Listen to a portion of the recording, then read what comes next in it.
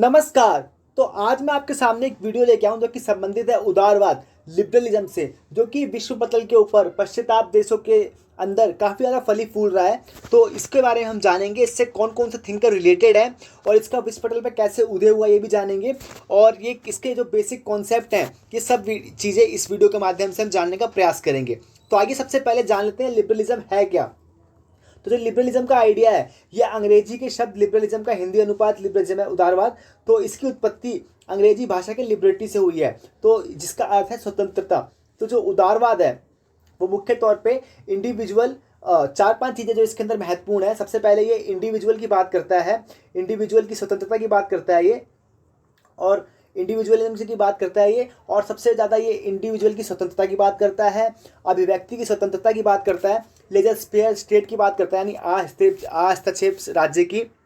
तो आइए इसकी परिभाषा देख लेते हैं। जैसे सरटोरी ने कहा है, उदारवाद व्यक्तिगत स्वतंत्रता, न्यायिक सुरक्षा, संवैधानिक राज्य का सिद्धांत तथा व्यवहार है। तो ये सार्टोरी की कोटेशन है जिन्होंने लिबरलिज्म के बारे में कहा है। तो मुख्य तौर पे जो ये क्वेश्चन भी आया था कि अभी पीछे यूजीसी नेट के एग्जाम में, कि उदारवाद से कौन कौन से थिंकर जुड़े हुए हैं। तो मुख्य तौर पे जो जुड़े हुए थिंकर है उसके अंदर Voltaire, Locke, Rousseau, Kant, Adam Smith, Mill, Jefferson, Montesquieu, Laski, Barker जैसे विचारक उदारवाद के महत्वपूर्ण विचारक माने जाते हैं। और इसका जो ध्येय है वो यद्भाव्यम नीति यानी लेजर स्फीयर, तो लेजर स्फीयर को देख सकते हैं, हिंदी में यद्भाव्यम कहते हैं। तो ये लेजर स्फीयर राज्य का ये समर्थक है। और जो मुख्य तौर पे जो इसकी जो शुरुआत मानी जाती है, ये किस लिए विश्व पटल पे आया है ये विचारधारा, तो इसका इस सिद्धांत का उभार हुआ है वो इसलिए हुआ है कि उदारवाद इंग्लैंड में 1688 के अंदर गौरवपूर्ण क्रांति तथा फ्रांस की 1789 क्रांति का परिणाम माना जाता है। तो उदारवाद का जो परिणाम जो माना जाता है, इसके जो विकास जो क्यों हुआ ये, तो इसके लिए इंग्लैंड का 1688 की गौरवपूर्ण क्रांति तथा फ्रांस की 1789 क्रांति का परिणाम ही माना जाता है। और लॉक को व्यक्तिवादी उदारवाद का पिता माना जाता है। तो इंडिविजुअलिस्ट जो लिबरलिज्म है यानी व्यक्तिगत उदारवाद, लॉक को व्यक्तिगत उदारवाद का समर्थक माना जाता है, या पिता, माफ कीजिए समर्थक नहीं, पिता माना जाता है। और जो लॉक हैं उन्हें अनुभववाद से भी जोड़ा जाता है। तो लॉक के बारे में ये भी याद रखें कि अनुभववाद से भी जुड़े हुए हैं। और इन्होंने बताया था कि मानव स्वभाव बहुत शांत होता है, शांति प्रिय होता है। तो ये सब चीज़ें लॉक से साथ जुड़ी हुई है। इसी संदर्भ में आगे हम देखते हैं जो रूसो कथन है कि जो व्यक्ति है, ये भी कोटेशन याद रखें क्योंकि एग्जाम में पूछी गई कोटेशन है, व्यक्ति स्वतंत्र पैदा हुआ है लेकिन उसके पैर हर जगह बेड़ियों से जकड़े हुए हैं। तो यही जो बेसिक अजम्पशन है कि व्यक्ति जो है वो हर जगह जकड़ा हुआ है कहीं ना कहीं। इसी चीज़ को हटाने के लिए उदारवाद आता है और वो व्यक्तिगत स्वतंत्रता के ऊपर बल देता है और व्यक्ति की स्वतंत्रता की बात करता है, अभिव्यक्ति की स्वतंत्रता की बात करता है, हस्तक्षेप की नीति की बात करता है। तो ये सब चीज़ें इससे जुड़ी हुई है। लॉक को लोकप्रिय संप्रभुता का जनक माना जाता है। और टी.एच. ग्रीन जो कि इससे जुड़े हुए उदार दर्शन आदर्शवादी माने जाते हैं, ये भी इसके साथ जुड़े हुए हैं। तो समसामयिक आधुनिक, इसके अंदर लिखा हुआ है, मैं आपको पढ़ के दिखाता हूँ। समसामयिक या आधुनिक उदारवाद निर्बाध व्यक्तिगत स्वतंत्रता, राज्य दृष्टिकोण का समर्थक नहीं है। आधुनिक उदारवाद व्यक्ति की स्वतंत्रता का समर्थक है और उसके क्षेत्र में सकारात्मक दृष्टिकोण के लिए उदारवाद व्यक्ति की बजाय समाज के हित को प्राथमिकता देता है, जो सकारात्मक उदारवाद है। तो इसके तो मेन एजम्पशन देख सकते हैं, निर्बाध व्यक्तिगत स्वतंत्रता और राज्य का हस्तक्षेप ना हो, इसका ये बहुत ज़्यादा समर्थक है। तो आइए इसकी विशेषता देख लेते हैं और प्रमुख मान्यताएं देख लेते हैं।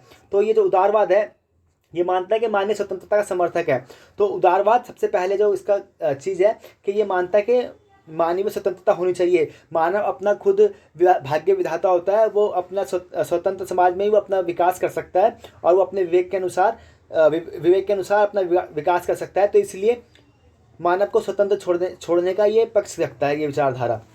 अगला जो महत्वपूर्ण इसकी जो अजम्पशन है, तो ये कहता है कि मानव विवेक में आस्था, यानी ये ह्यूमन की जो फेथ होती है यानी ह्यूमन रीजन, तो ये इसके ऊपर विश्वास रखता है।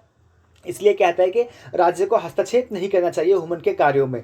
अगली चीज़ जो इसमें सबसे दृष्टिकोण है, जो विश्व पटल पे हम देख रहे हैं उदारवाद इतना फल फूल रहा है, तो उदारवाद का फल फूलने का कारण के विचारधारा का ये धर्मनिरपेक्ष दृष्टिकोण का समर्थन करती है, कि किसी अतिवाद में नहीं जाती है या फिर कट्टरपंथी में नहीं जाती है या रूढ़िवादिता में ना जाकर ये एक्सट्रीम ना होकर, ये जैसे यहाँ लिखा है कि ये विचारों के धार्मिक अंधविश्वास से मुक्ति के मार्ग करती है, अंधविश्वास को दूर करने की बात करती है और अत्याचार या फिर जितना भी एक्सट्रीम में जहाँ जाकर ये एक लिबरलिस्ट मार्ग अपनाती है, जिसके अंदर ये स्वतंत्रता की बात करते हैं और मुक्ति की बात करते हैं। तो इस चीज़ का ये समर्थन करते हैं। तो इसके जो विचारक इससे जुड़े हुए हैं, मैकावली, बोधा, हॉब्स, ये सब इसके साथ जुड़े हुए हैं।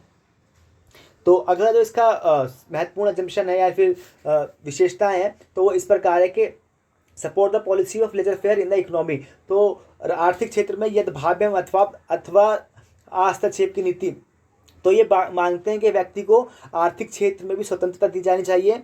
इनका मानना है कि राज्य को सिर्फ एक वॉचमैन की तरह होना चाहिए, यानी राज्य एक नीति देखे या कोई उनको फॉलो नहीं कर रहा उसको देखे, और व्यक्ति को इतना स्वतंत्रता देनी चाहिए आर्थिक क्षेत्र में कि वो अपने आप खुद अपने इच्छानुसार अपना व्यवसाय कर सके, अपनी पूंजी लगा सके और अपना विकास खुद कर सके। राज्य को सिर्फ एक निगरानी के तौर पर ही या नियम बनाने के तौर पर ही होना चाहिए। तो इस चीज़ का ये समर्थक है बहुत ज़्यादा, इसीलिए इन्हें यथाभाव्यम यानी लेजर-फेयर के संदर्भ में कहा जाता है। लोकतांत्रिक शासन प्रणाली का समर्थन करते हैं। तो एक चीज़ ये भी है कि इनके जो अभी जो इतना फल फूल रहा है ये उदारवाद, तो ये लोकतांत्रिक प्रवृत्ति को, लोकतांत्रिक शासन को ये समर्थन करते हैं और इसी को आगे बढ़ाने की बात करते हैं। इसीलिए इस विचारधारा का विश्व पटल के ऊपर इतना बोलबाला है और ये इतना आगे बढ़ रही है। अगली चीज़ ये है कि ये व्यक्ति को साध्य मानती है विचारधारा, यानी व्यक्ति साध्य है और साधन राज्य उसका साधन है, यानी व्यक्ति ही एंड है। व्यक्ति को देखकर ही, यानी इंडिविजुअलिस्ट, यानी ये बात कर रहे हैं कि जो व्यक्ति को ही देखकर कोई भी नीति का निर्माण करना चाहिए, ना कि राज्य को देखकर या किसी और चीज़ को देख के। जितना ज़्यादा हो सके व्यक्ति की ही समर्थन करना चाहिए और व्यक्तिगत स्वतंत्रता को ही आगे बढ़ाना चाहिए। तो ये मुख्य तौर पे थोड़ा सा ये छोटी वीडियो हो गई है, लेकिन ये मुख्य तौर पे संबंधित थे कि उदारवाद क्या है, इसके जो मेन एजम्पशन है और कौन कौन इनसे जुड़े हुए हैं विचारक हैं। तो ये सब थी उदारवाद से संबंधित वीडियो। एक बार मैं आपको इसको समराइज करता हूँ। तो जो उदारवाद जो कहने का तात्पर्य है, उदारवाद व्यक्तिगत स्वतंत्रता की बात करता है और न्यायिक सुरक्षा या संवैधानिक राज्य की बात करता है, अभिव्यक्ति की स्वतंत्रता की बात करता है, धर्मनिरपेक्ष राज्य की बात करता है, लोकतांत्रिक अस्तित्व की बात करता है जो उदारवाद है, और हस्तक्षेप आर्थिक क्षेत्र में ये इसकी बात उदारवाद करते हैं। और उदारवाद से प्रमुख जो रिलेटेड थिंकर हैं उसके अंदर Voltaire, Locke, Rousseau, Kant, Adam Smith, Mills, Jefferson, Montesquieu, Laski, Barker जैसे विचारक उदारवाद के महत्वपूर्ण विचारक माने जाते हैं। और यथाभाव्यम नीति इसका एक मेन कॉन्सेप्ट है। तो मुख्य और ये लॉक जो है व्यक्तिगत उदारवाद के पिता के तौर पर इन्हें कहा जाता है। और जो इसकी जो शुरुआत मानी जाती है या फिर इसका जो उदय का जो परिणाम माना जाता है, उसके अंदर इंग्लैंड की क्रांति जो कि 1688 में हुई थी और 1789 की क्रांति का परिणाम के कारण ही उदारवाद का उदय माना जाता है।